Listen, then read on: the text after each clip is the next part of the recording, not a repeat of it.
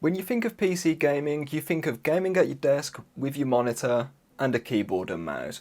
But it doesn't always have to be like that. As I'm more of a relaxed gamer now, I don't really like playing competitive games all too much. I just want to sit back and play games on a controller most of the time. And I've decided to create the ultimate gaming setup because I've decided to hook up my gaming PC to the LG TV, which you can see right behind me. And let me tell you now, this gaming setup is going to be something very special. And if you can't tell already, I am feeling a bit ill, so there is that, but nothing's going to stop me from making the ultimate gaming setup. To help me out with this project, RuiPro sent out their Optical HDMI 2.1 cable, which should allow me to have full 4K 120Hz with HDR and 10-bit colour on my LG OLED.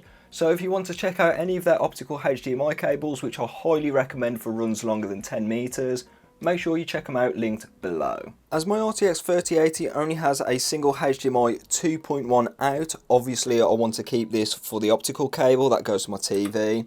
I've got this DisplayPort to HDMI adapter, and what this essentially does is it plugs into one of the display ports on my RTX 3080 and then converts that to a HDMI signal.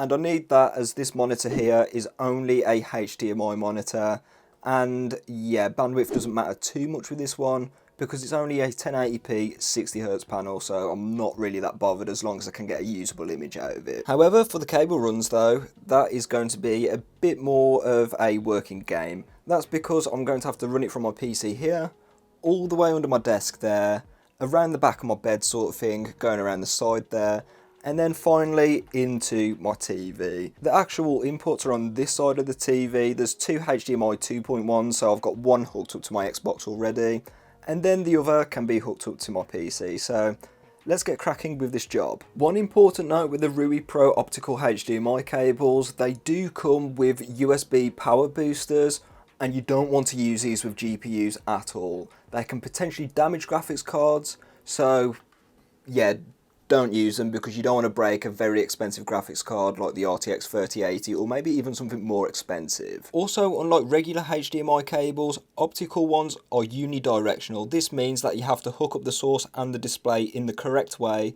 so each cable will be labelled source and display. Make sure obviously display is going to be your TV or your monitor, and source is going to be your PC or your Xbox or something along those lines. Right, this one is going to be a bit, not particularly rough, but it's not always easy changing out displays at the back of your GPU. Which way does the display port go in now? Like that. And that should be my, yeah, there we go, my second monitors are all working now, so that's freed up the HDMI port, and let's get that plugged in.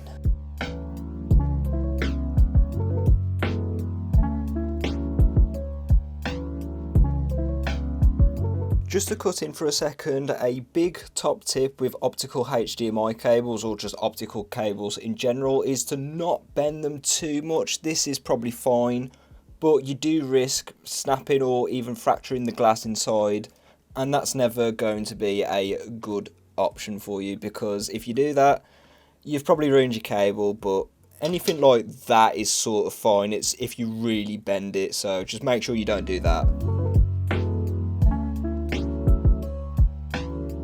So out of sanity's sake, I've ran a bit of a messy run to the TV. Yeah, it's not looking particularly brilliant, but good news, we're getting a display out and everything's looking great.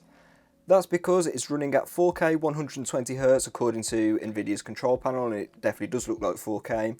And it's also running at 10 bits per pixel as well, which the LG one can do just easily.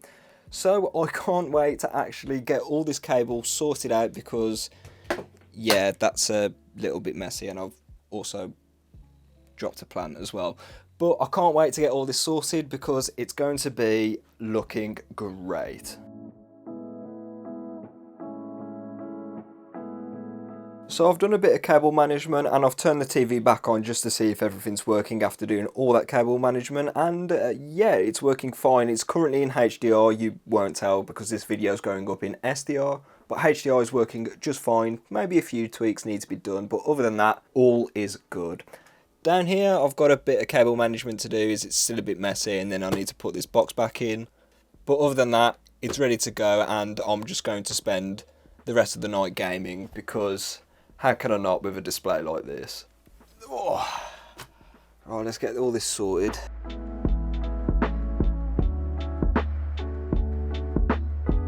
And there we go. We've got games running on the LG OLED, no problems. There's been no flickering or any weird colours. At the minute, Cyberpunk's currently running in HDR10 mode, so it's looking very nice. You probably can't tell because this video is going to be in SDR. But I can tell you in person, this looks absolutely amazing. Also, the cable management isn't too bad. If you can probably see, the ISO is pretty high at the minute, but we've got the cable just going down there, and it's like kind of cable managed behind this little box thing here. So yeah, I think the cable management isn't too bad. I've also ran it alongside the back of my bed there, and if you see up here, it's around there somewhere. I do need to get around to this cable management. It isn't particularly brilliant. But the main thing is, you can't see the cable pretty much anywhere apart from there. So yeah, that's a worthy trade-off for the sort of gaming experience I'm going to be getting. So after all that very hard work running the cable from my PC to my LG OLED right in front of me, I think it's fair to say I am very, very happy with my current gaming setup.